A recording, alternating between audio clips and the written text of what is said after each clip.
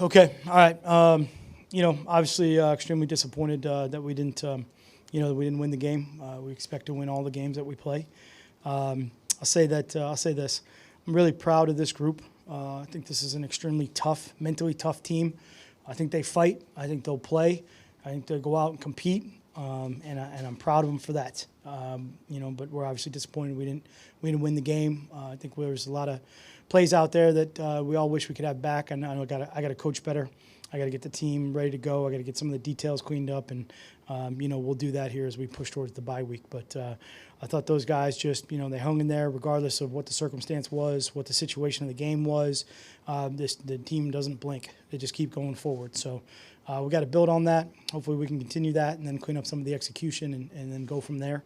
We obviously got the bye week here, so we can go back and take a look at some of the things that we got to improve on. But we got a long stretch in front of us. It's a long season, and we just got to continually try to get better. But give that team, give those players, a lot of credit for going out and fighting extremely hard.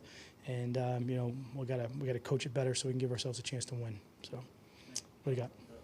Plays you wish you could have back. 3 trips inside the 10, 3 points. How much will that, I guess, end up being the difference in your head of what cost you moving the game? There's a lot of plays in there that obviously that we wish we could have back. That any one of those are critical that we think maybe could have turned it the other way. I think the biggest thing for us in those particular situations are we know that, when you're playing great teams, we need to capitalize on the points opportunity. We have to do that. We have to make sure that we get something when we're down in there. And again, we're all disappointed in that. And we got to coach it up better and make sure that we're good to go on those situations. But again, I thought the positive out of that was, nobody blinked and everyone just kept back and fighting and trying to do everything they could to get the game back under control. But, we certainly got to do better in those situations. Back is that 4th down scramble there on the final drive. What happened on that? Yeah.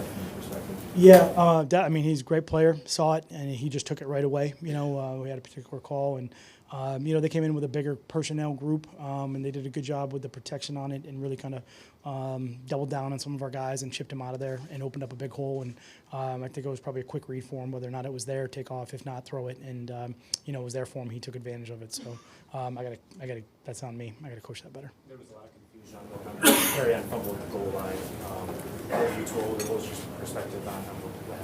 Yeah, the biggest thing with that was, number one, they were trying to see if he was down, and obviously the shots and the angles that they had. And then number two, once they determined that it was a fumble, was their down by contact, and what they had saw was that the ball was never really cleanly recovered until it kind of skated through everybody and then picked up and then ran. Biggest thing for us there is we got to finish every play. It doesn't matter when the ball's out. We got to finish and we got to stay focused. And, we also got to take care of the ball. That's a big part of it. So I got to coach that better, and I got to make sure that, everybody understands in those situations what we got to do. On that play, Matt, with that series of actual mistakes, as crazy as it was, Carry On himself said I shouldn't have gone to do that. I was really down. Galladay had a crack at the tackle, and the guy just basically touched him, and then he ran away. Aren't the guys coached to tackle if a guy picks up the ball, tackle him if you don't give a whistle? Yeah, there was a couple plays out there I thought actually with the whistle situation that was a little bit difficult. It was really loud, which was great in there. But we had another play. We got a penalty on that was we were on defense in our low red area. Didn't hear the whistle. They said the whistle was blown, and then obviously we finished the tackle in a way that caused the penalty. So we got to play within those, within those rules. We got to do a better job. But at the very least, in those situations, the other one with the carry one, then we just got to at least wrap them up and make them blow the whistle and make it dead at that point without doing anything egregious, and just finish, and not assume. Did you think Carry On's momentum was stopped there? Or should have just let it blown when he was scrunched up on the goal line? No, we just can't. We can't lose the ball. Determination of some guys. What about Matthew? Yeah. Obviously dealt with that hip injury, had a couple big runs, and just his play today. Yeah, one of the toughest guys we got. There's no ifs, ands, or buts about it. He's competing extremely hard. We got a lot of guys out there that are banged up or got banged up during the game that went out and finished and played hard, and he was leading the charge. So, tell you all the time, I'm just appreciative so much that he's our quarterback and that he goes out and he fights and he works and he grinds and tries to get better. And they keep fighting and they follow him, and we just keep going forward. So we all know we got to eliminate the mistakes, and like I said, we got to coach it up better. But always proud of him and what he does every single week to try to lead this team. Yeah. Did he go to the hospital for that? He did not. No. That was not a good situation to walk out into, and you know, we'll just go through everything as far as that's concerned. But you know, I did get him to smile when he finally sat up, so that was good. That made me feel a little better. But you know, just you know, those you don't like to see those at all. Do you generally discourage that type of leap kind of thing? I mean, is that something that NFL teams maybe need to be talking to the guys about a little bit more? I would say that would be a very fair assessment here, that we got to be real careful when you do leap and you do go up in the air. There is a added risk that's involved in the play, and a lot of time I think those guys, you know, sometimes they take real calculated risks on those situations. Sometimes it's something that we've seen on tape and maybe previously, or an opportunity that we think maybe a guy goes low. But in that particular situation, we're just trying to keep the players as safe as possible. We want to keep them safe. Have you talked to TJ? And if so, Yeah. what kind of Yeah. spirits was he in? He was in great spirits. You know, his mom and dad are here, so it was good. We'll see how it goes. And then with Quandre, he went out pretty early as well, and he had to take down. No update right now. We'll see what it looks like tomorrow. Matt, how about just the effort of your secondary?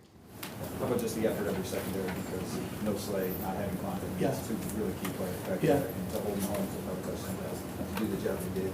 Yeah. I don't know what you guys did specifically, maybe, but how proud are you? Yeah. I think just, you know, go back to the statement I said before. I'm proud of the way these guys fight, you know, and especially those guys in the back end. And, you know, no one blinks, no one misses a beat. Everyone goes in, next man up. And that's really critically important for us as we push forward through the season. There's always going to be situations where guys can't play, or they're injured, or they're out, or something happens, equipment issue or whatever it is, and whoever's next has to go in. They have to prepare, they have to be ready to go, and they have to step in and perform at a high level. Certainly we'd all like to perform a little bit better than what we did tonight, and coach and play better, and come out with the win. You know, that'll be the biggest part of it. But again, as far as the preparation and the guys stepping in those situations, you know, I was pleased with that as far as that's concerned. Kelsey, Holmes, Shady, they all said you had a good football team over here. Is the arrow pointing in the direction you want it to, despite the loss? You know, we'll find out here as we go through the season. You know, it's a long season for us. Just finished 4 games. There's certainly some things in here to be really proud of. And as we take a look at it, as we get into the bye week, we'll find out the things that we need to fix. And, you know, that'll be a key part of it. We got to fix those things as we go forward. Appreciate those guys. And, look, that's a great team over there. And Andy does an unbelievable job of coaching them and getting them ready to go. And, you know, we're going to go compete with anybody that is put in front of us. But we expect to win no matter who we play. You know, we're going out to play and compete and win. So, you know, as far as we're concerned, that's what we're trying to do. Do you feel like you learned anything about your team that you didn't already know? I think you learn something about your team every week. You know, I really do. I think that there's something different that happens in every single game that you can learn from, good or bad. I think this is a really mentally tough team. I think we've proven that through the first 4 games. I think we've proven that we'll go out and fight, but we need to continue that. You know, whatever we've done in the past doesn't matter. It's only what we do going forward, and certainly for us, there's a lot of improvement that we need to do going forward. I know you guys have a lot of confidence in the running game would eventually get on track based on what you'd seen. And so we saw some of that, you know, the fumbles notwithstanding.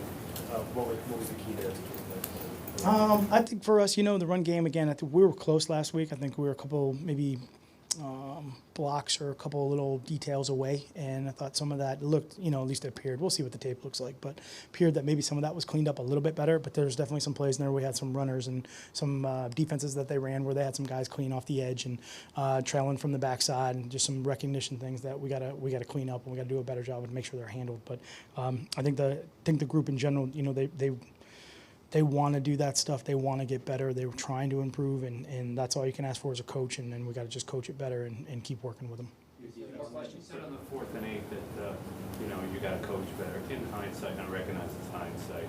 What's a better way to call the defense for that particular game? Yeah, I think, you know, we can second guess all of them. I know if he's going to scramble, I certainly have calls that are good for if he's going to scramble. If he goes back there and throws it vertical with some of the speed that he has, then I'm not going to be happy in some of those situations. We can only put so many guys in so many different areas. You know, they have a very talented offense. They have a lot of weapons that you're trying to defend against. So, you know, I'll take a look at it, and like I said, I got to coach the situation better and just make sure everybody's aware that, you know, if we do this, then these are the weaknesses. If we do this, this is the weaknesses, and these are where they can hurt us, and make sure that we play aware so that it doesn't happen again. Throughout the first quarter of the season, you guys have been really good at getting the ball out. I think 4 more today, all individual efforts. Is that kind of a contagious trait once guys start figuring out how to do it? Is it spread throughout the entire defense? I think It's definitely something that, as a player, I think those guys keep talking to each other. They're doing a great job of kind of talking and working through some of the details of that stuff. I think, as the season goes, obviously, then, teams, they do a much better job of taking care of the ball. September, we always know is a little bit, there's some bad football out there in general, but usually as the season goes, a lot of that stuff tightens up. Last question? Thank you, guys. Very great. Appreciate it. Thank you. Matt. Appreciate it.